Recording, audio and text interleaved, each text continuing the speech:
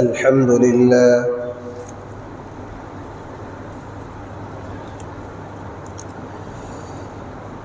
الحمد لله نحمده ونستعينه ونستغفره ونؤمن به ونتوكل عليه ونعوذ بالله من شرور أنفسنا ومن سيئات أعمالنا من يهده الله فلا مضل له ومن يضلله فلا هادي له ونشهد أن لا إله إلا الله وحده لا شريك له ونشهد أن سيدنا وسندنا ومولانا محمدا عبده ورسوله صلى الله تعالى عليه وعلى آله وأصحابه وبارك وسلم تسليما كثيرا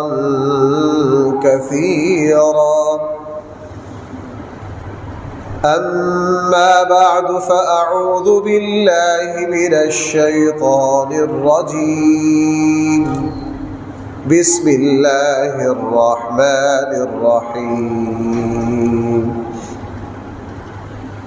لقد كان لكم في رسول الله أسوة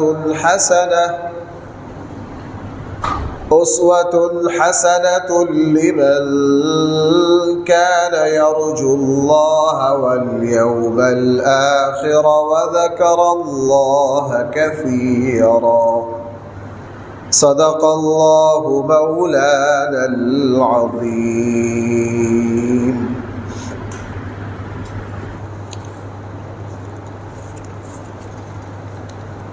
محترم سامعین کرام،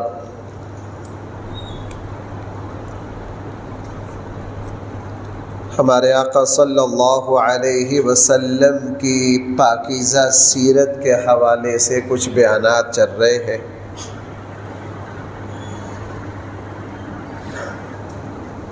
اسی سلسلہ کا آج ایک بیان ہے۔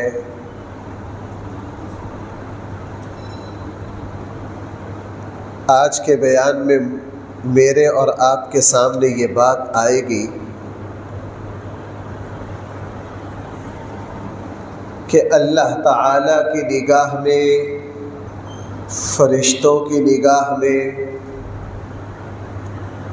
اللہ کی ساری مخلوق کے یہاں ہمارے آقا صلی اللہ علیہ وسلم کا مقام، مرتبہ کیا ہے۔ ہر مسلمان کو یہ جاننا اس لیے ضروری ہے کہ جب ایک مسلمان اس بات کو جان لیتا ہے، اس کو رسول اللہ صلی اللہ علیہ وسلم کا مقام اور مرتبہ بھی سمجھ آ جاتا ہے، اور اس سے ہر مسلمان کے دل میں بھی رسول اللہ صلی اللہ علیہ وسلم کی عظمت، آپ کی تکریم پیدا ہو جاتی ہے، اور وہی عظمت، وہی تکریم ضروری ہے پھر رسول اللہ صلی اللہ علیہ وسلم کی اطاعت اور فرمانبرداری کے لیے۔ آپ علیہ السلام کی ساری مخلوق سے زیادہ آپ کی تکریم کرنا، آپ کی عزت کرنا، آپ کا احترام کرنا، آپ کی عظمت کا قائل ہونا، آپ کی فضیلت کو تسلیم کرنا، یہ ہر مسلمان پر فرض عین ہے۔ اگر کوئی ان ساری حضور کی عظمتوں کا قائل ہو لیکن ساری مخلوق میں سب سے افضل نہ سمجھتا ہو، وہ بھی دائرہ اسلام سے خارج ہے۔ بھائی وہ بھی کیا ہے؟ دائرہ اسلام سے خارج ہے۔ رسول اکرم صلی اللہ علیہ وسلم کی عظمت آپ کی فضیلت، آپ کا احترام، آپ کی تکریم، آپ کی اطاعت، آپ سے محبت، آپ کا احترام، یہ ساری مخلوق میں سب سے زیادہ ہے۔ اللہ تعالیٰ نے مجھے اور آپ کو یہ بات سکھانے کے لیے خود قرآن کریم میں ایسے نمونے میرے اور آپ کے سامنے رکھے جن کو پڑھ کر ایک مسلمان آسانی سے سمجھ سکتا ہے کہ رسول اللہ صلی اللہ علیہ وسلم کی عظمت کیا ہے۔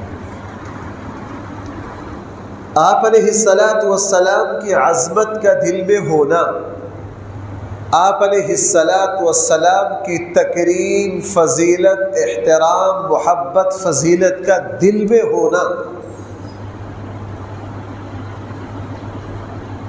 یہ جو دل میں ہونا ہے یہ تو معاملہ ہے بندہ اور اللہ کے درمیان۔ بھائی یہ معاملہ ہے کس کے درمیان؟ ہم نہیں جان سکتے، لیکن جو چیز دل میں ہوتی ہے اس کا اظہار انسان کے اعضاء سے ہوتا ہے۔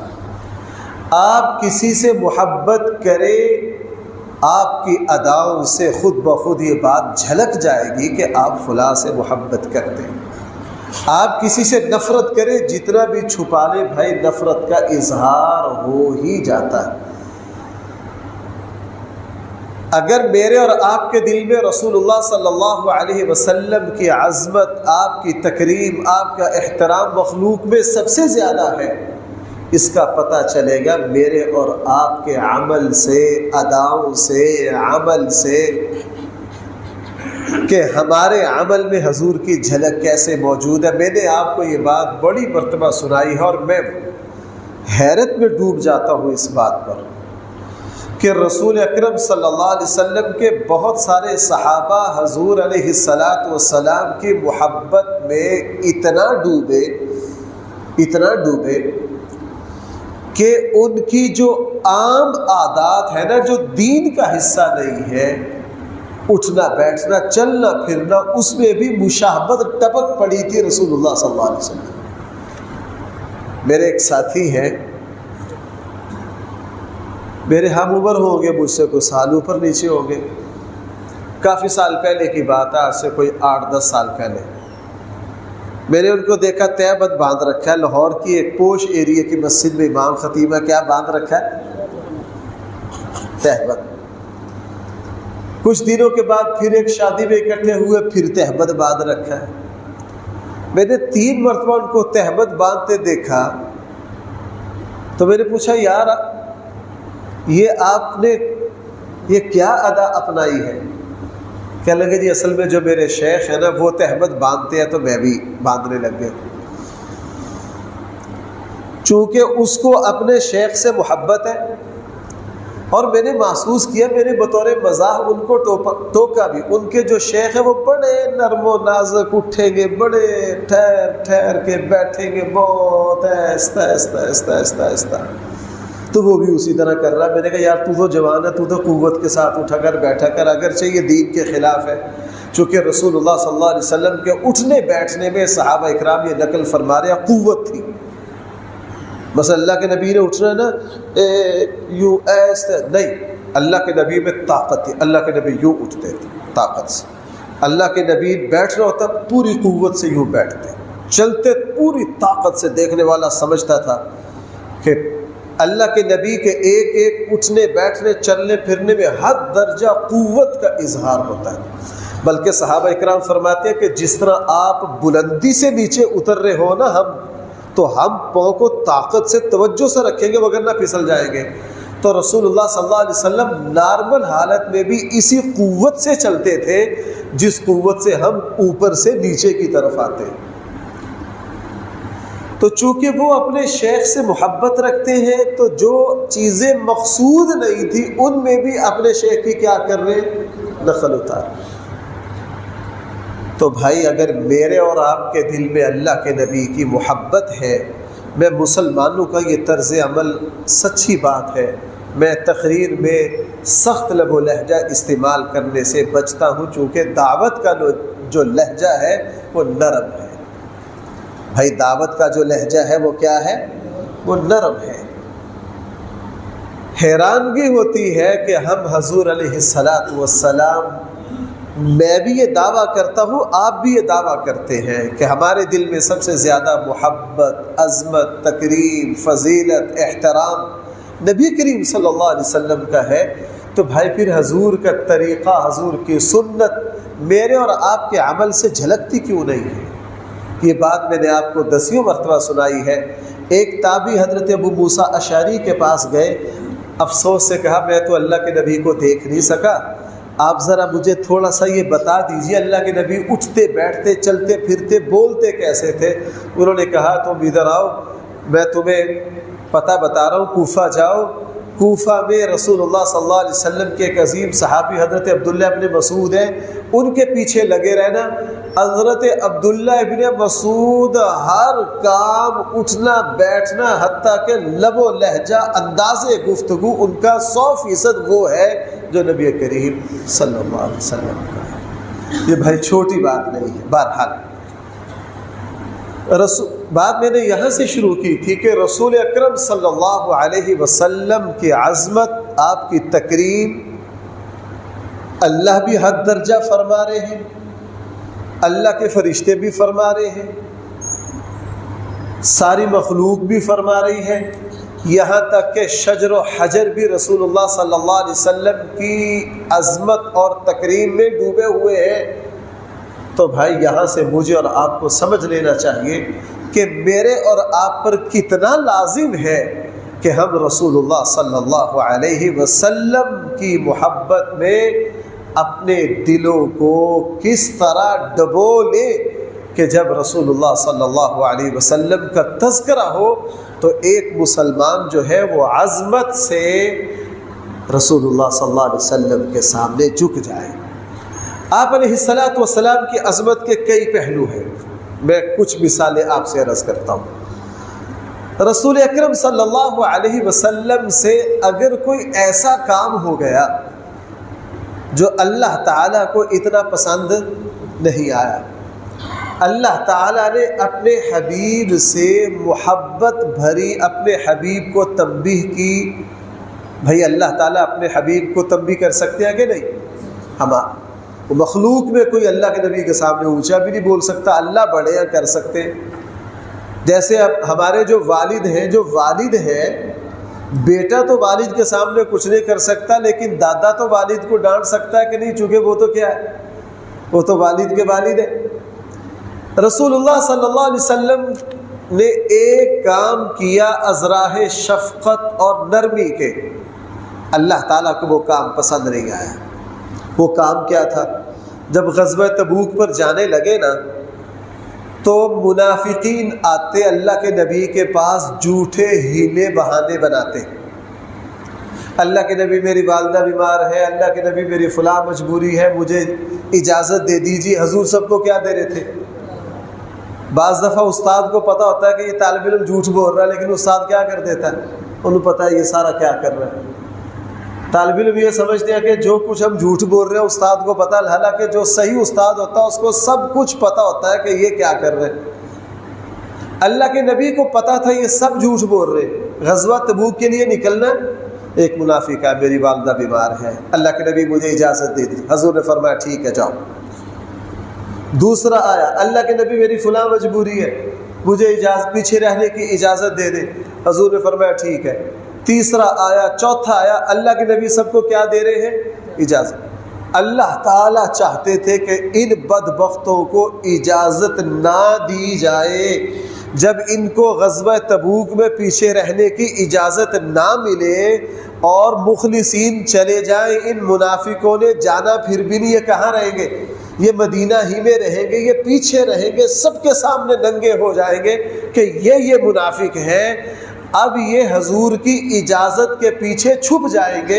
جب لوگ ان سے کہیں گے یار تو غزوہ تبوک میں نہیں گیا، وہ کہے گا میں نے اللہ کے نبی سے کیا لینی ہے۔ اب حضور کا منافقین کو اجازت دینا بھائی اللہ تعالیٰ کو پسند قرآن کریم اب اللہ کے نبی کو اللہ تعالیٰ اپنے حبیب کو ٹوک رہے ہیں۔ اصول یہ ہے کہ پہلے غلطی کی نشاندہی کرے، پھر کیا کرے کہ ہم نے تمہیں کیا کر دیا، معاف کر دیا۔ طریقہ بھائی یہی ہے نا۔ لیکن اللہ تعالی حضور علیہ السلام کی عظمت کا اظہار کرنے کے لیے، رسول اللہ صلی اللہ علیہ وسلم کا مقام اور مرتبہ میرے سامنے رکھنے کے لیے، آپ کے سامنے رکھنے کے لیے معافی کا اعلان، درگزر کا اعلان جو ہے وہ پہلے کر رہے ہیں، اور جو غلطی ہوئی ہے اس کا اظہار کب کر رہے ہیں؟ بعد میں۔ سورہ توبہ کا عجیب انداز ہے۔ فرمایا عفا اللہ عنک لما اذنت لهم حتى يتبين لك الذين صدقوا وتعلم الكاذبين۔ کہنا یوں چاہیے تھا نبی جی، آپ کو کہنا یوں چاہیے تھا۔ بھائی کیا کہنا یوں چاہیے تھا نبی جی، آپ ان کو اس وقت تک اجازت نہ دے جب تک کھوٹے اور کھرے کا پتہ نہ چل جائے۔ آپ نے اجازت دے کر غلطی کی ہے، آپ کو ایسا نہیں کرنا چاہیے تھا۔ چونکہ آپ ہمارے محبوب ہیں اس لیے ہم آپ کو کیا کر رہے ہیں؟ معاف۔ کہنا یوں چاہیے تھا نا۔ اللہ نے فرمایا عفا اللہ عنک لما اذنت لهم، اللہ تعالیٰ آپ کو معاف کریں گے نہیں، اللہ تعالیٰ آپ کو معاف کرتے ہیں نہیں، اللہ تعالیٰ آپ کو معاف کر چکے۔ کیوں؟ آپ نے منافقوں کو اجازت دے دی۔ علماء کہتے کہ اللہ نے یہ انداز کیوں بدلا؟ تاکہ کل کو کوئی نالائق یہ کھڑا ہو کر نہ کہہ دے کہ اللہ کے نبی نے فلاں غلطی کی تھی میں معاف کرتا ہوں، تمہاری کوئی اوقات نہیں ہے۔ یہ ہستی عام انسانوں کی طرح نہیں ہے۔ عفا اللہ عنک لما اذنت لهم۔ دوسرا موقع، اللہ جل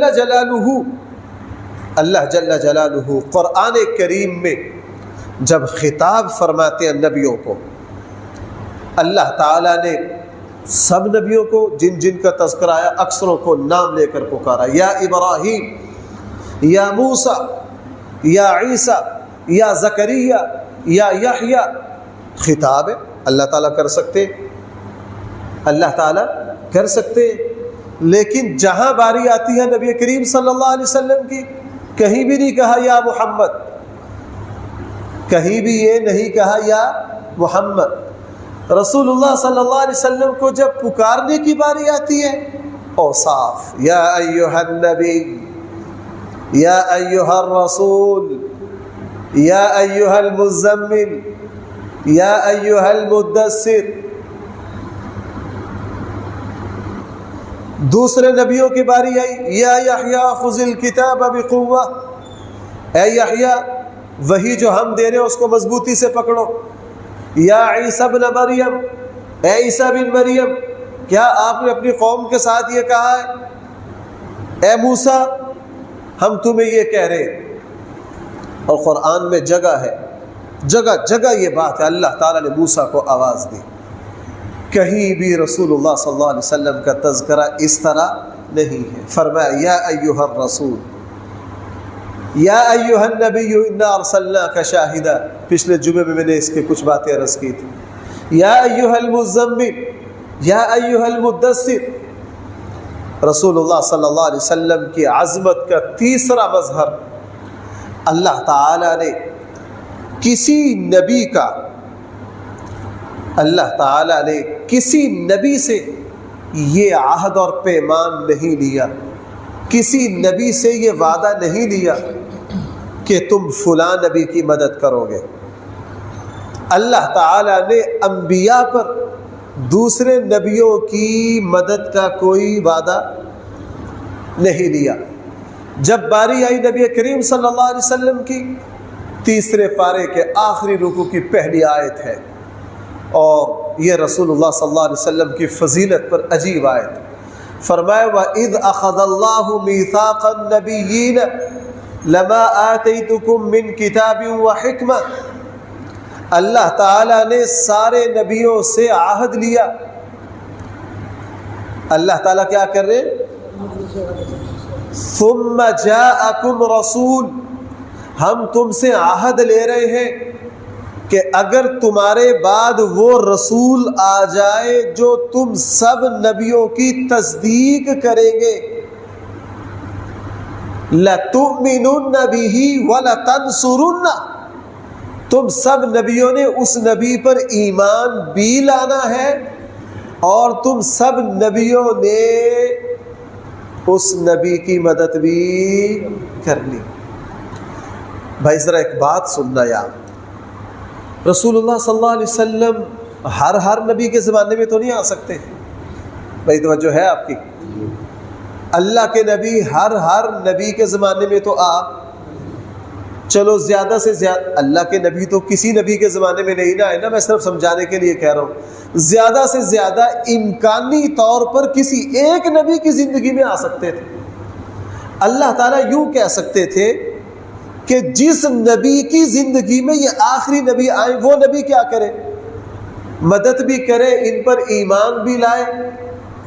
قرآن کریم نے سارے نبیوں کا تذکرہ کیا اور مفسرین کہتے ہیں یہاں مقصد صرف اور صرف اللہ تعالیٰ کا اپنے نبی کی شان، اپنے نبی کی عظمت، اپنے نبی کا مقام، اپنے نبی کی تکریم کو واضح کرنا ہے۔ اعزازی طور پر ہر نبی سے جہاں اللہ نے مختلف عہد لیا، ہر نبی سے یہ عہد لیا کہ جب وہ نبی آئے جو تم سب کی تصدیق کر رہے ہیں، تم سب نے ان پر ایمان بھی لانا ہے اور ان کی مدد بھی۔ مفسرین نے یہ بات لکھی ہے کہ اللہ تعالیٰ نے صرف حضرت عیسیٰ علیہ السلام کو یہ عزت بخشی ہے کہ حضرت عیسیٰ جو ہے وہ قیامت کے قریب آئیں گے۔ کہاں آئیں گے؟ قیامت کے قریب آئیں گے۔ بہرحال اسی طرح قرآن کریم جہاں بھی دوسرے نبیوں کی نبوت کو بیان کرتا ہے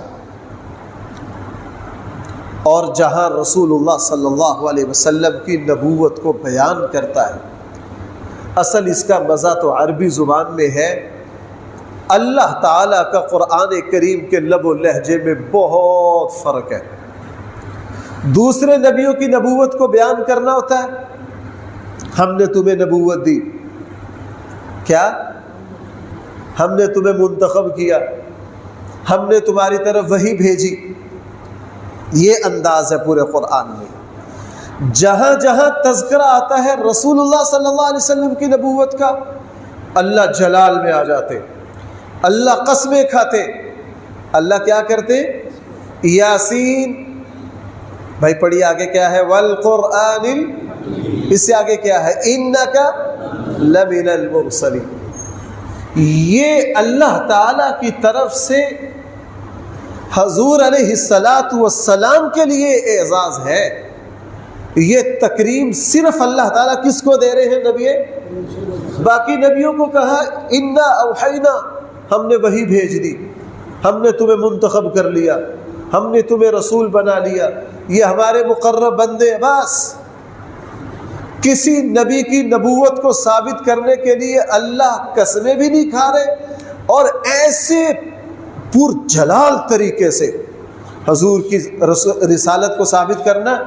فرمایا یاسین والقرآن الحکیم، حکمت سے بڑے قرآن کی قسم آپ کا رب کھا کر کہہ رہا ہے انک لمن المرسلین، آپ کن میں سے ہیں؟ رسولوں میں سے۔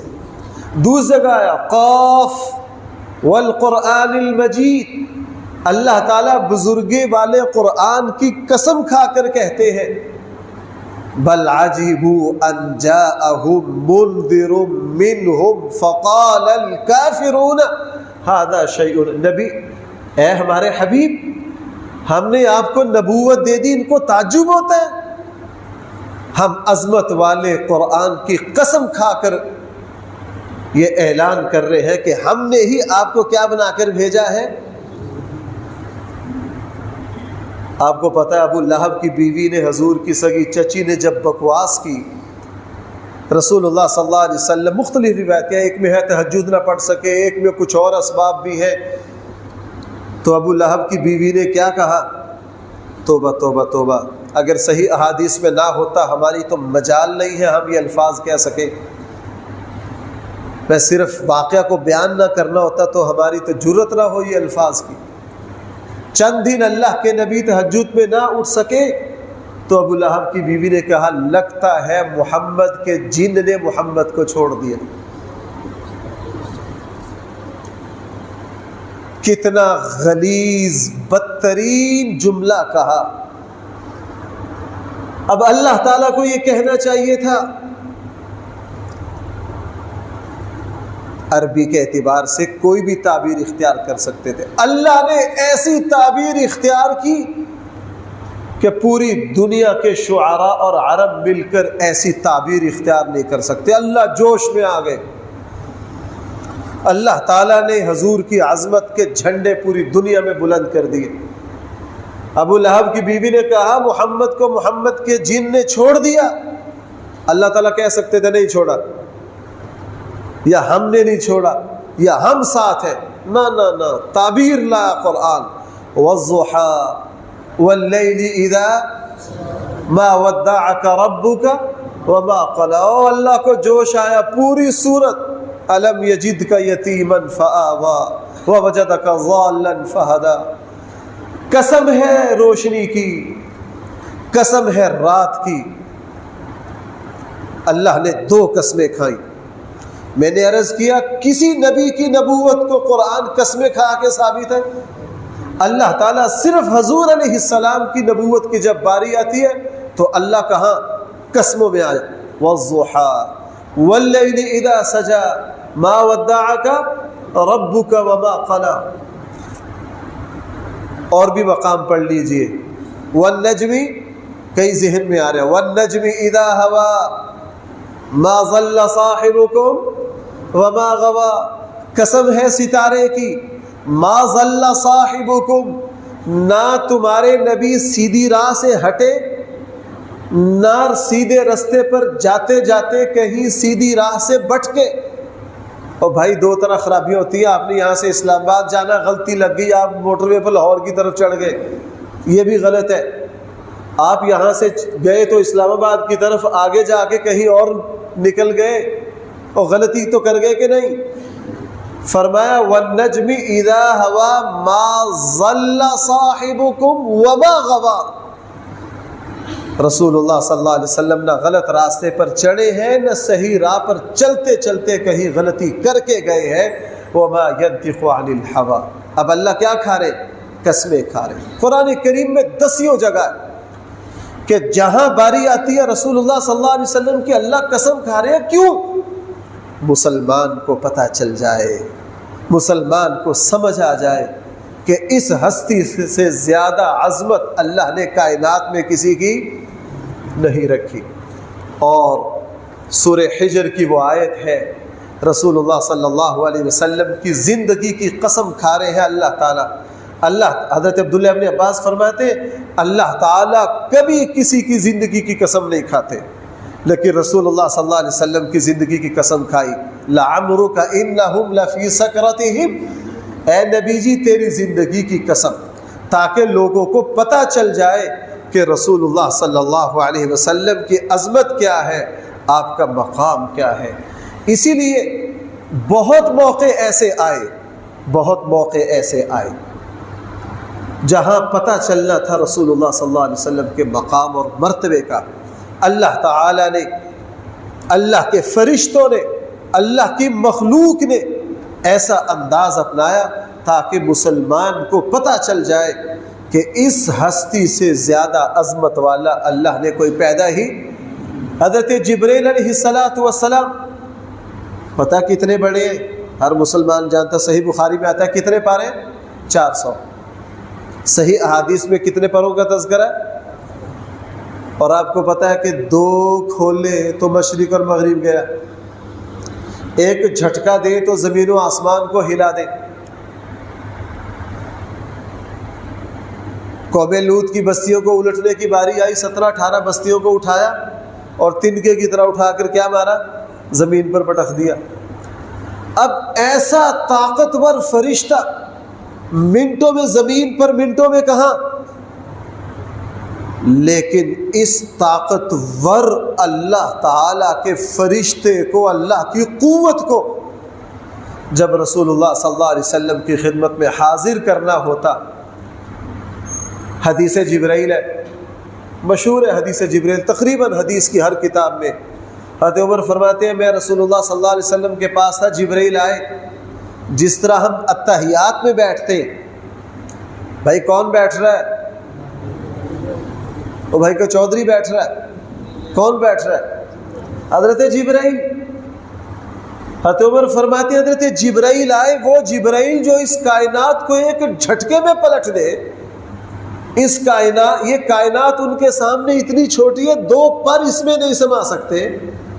حضرت عمر فرماتے ہیں آئے حضرت جبرائیل، حضور کے گھٹنوں سے گھٹنے ملا کر اور ادب سے بیٹھ گئے۔ کیا؟ ادب سے بیٹھ گئے۔ علماء نے یہاں بڑی حکمتیں لکھی ہے کہ جبرائیل سے یہ آداب کیوں اللہ بجوا لایا؟ ان میں سے ایک یہ بھی تھا کہ امت کو پتہ چل جائے کہ یہ ہستی وہ ہے جس کے سامنے ہم فرشتوں کو بھی کیا کہتے ہیں؟ با ادب آؤ، یہاں کس طرح آؤ؟ با ادب آؤ۔ آپ حضرات کو پتہ ہے جب سفر معراج ہے، سفر معراج کے اتنے پہلو ہیں، علماء لکھتے لکھتے تھک گئے اور قیامت تک لکھا جائے گا۔ مثلا سفر معراج میں ایک رسول اللہ صلی اللہ علیہ وسلم کی عظمت کا بھی عجیب پہلو ہے۔ آپ حضرات کو پتہ ہے معراج کی احادیث میں آتا ہے کہ جب حضور علیہ الصلوۃ والسلام کو براق پر سوار کرنے لگے تو براق جو ہے وہ تھوڑی سی بد کی، تو حضرت جبرائیل نے پتہ کیا کہا تھا؟ حضرت جبرائیل نے براق کو ڈانٹا اور اسے کہا کہ تجھے پتہ نہیں تیرے اوپر کون سی ہستی سوار ہو رہی؟ بھائی یہ کون کہہ رہا ہے؟ حضرت جبرائیل۔ اب بیت المقدس پہنچ گئے، وہاں جا کے جب براق رکا، صحیح روایات میں آتا ہے حضور کو اتارا اور براق کو لے کر اپنی جگہ پر حضور نے باندھا یا جبرائیل نے باندھا؟ تو یہاں نوکر کون ہے؟ اہل علم میں یہ بحث چلی ہے کہ فرشتے افضل ہیں یا نبی۔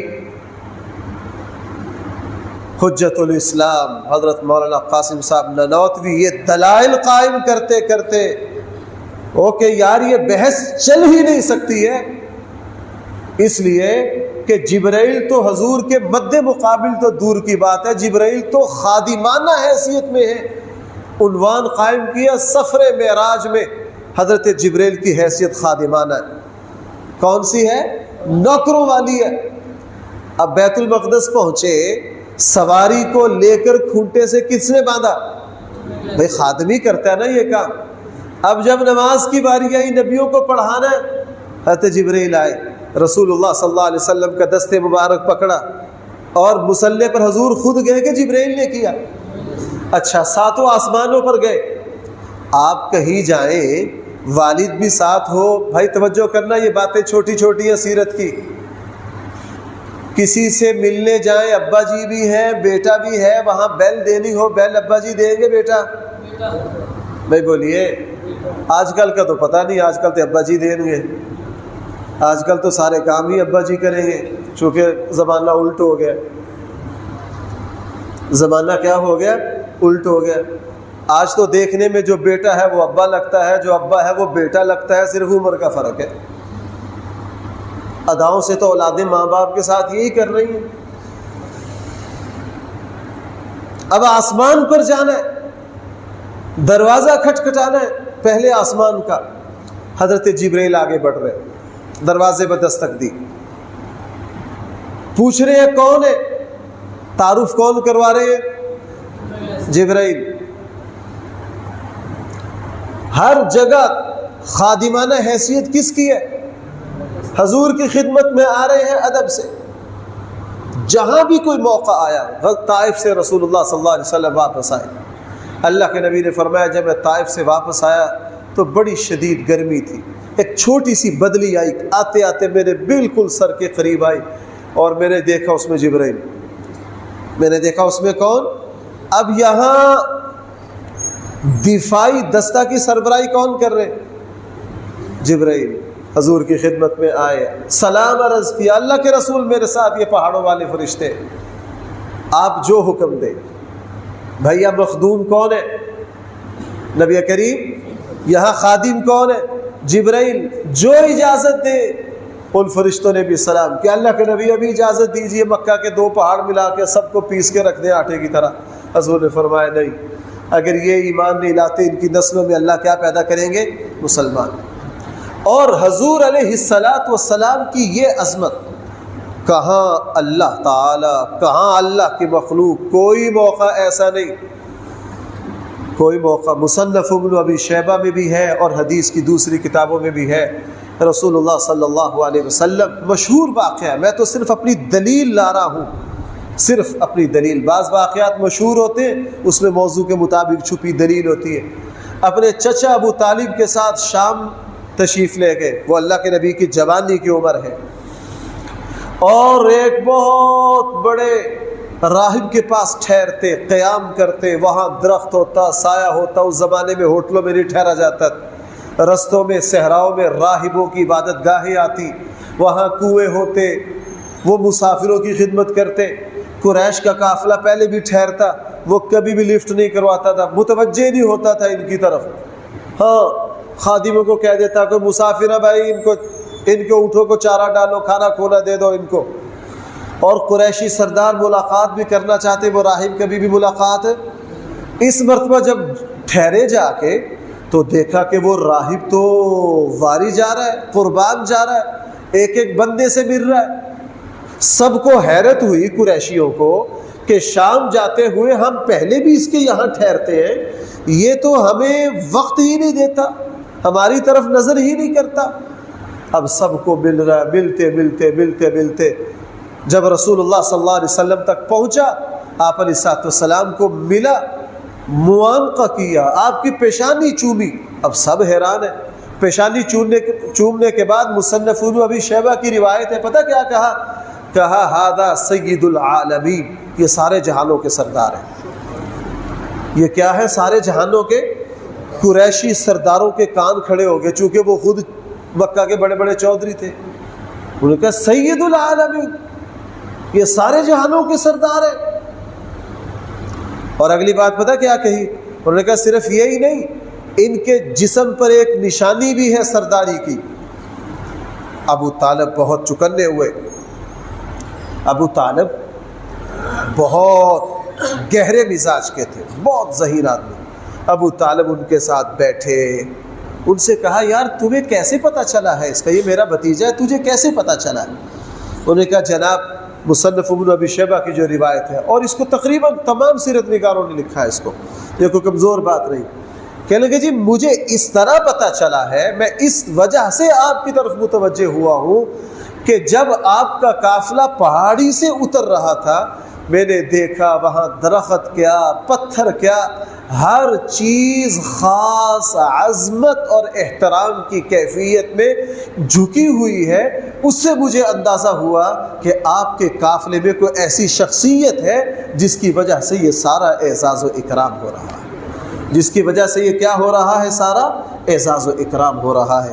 اسی لیے رسول اللہ صلی اللہ علیہ وسلم کو اللہ تعالیٰ نے یہ عظمت دی، یہ فضیلت دی، اور صحابہ اکرام اس عظمت کو بڑی اچھی طرح سمجھتے تھے، اور اس کی تو اتنی مثالیں رسول اللہ صلی اللہ، اس لیے ان کا ماننا یہ تھا کہ اللہ کے نبی کی یہ عظمت، یہ احترام، یہ فضیلت جس طرح زندگی میں ہے اسی طرح وفات کے بعد بھی ہے۔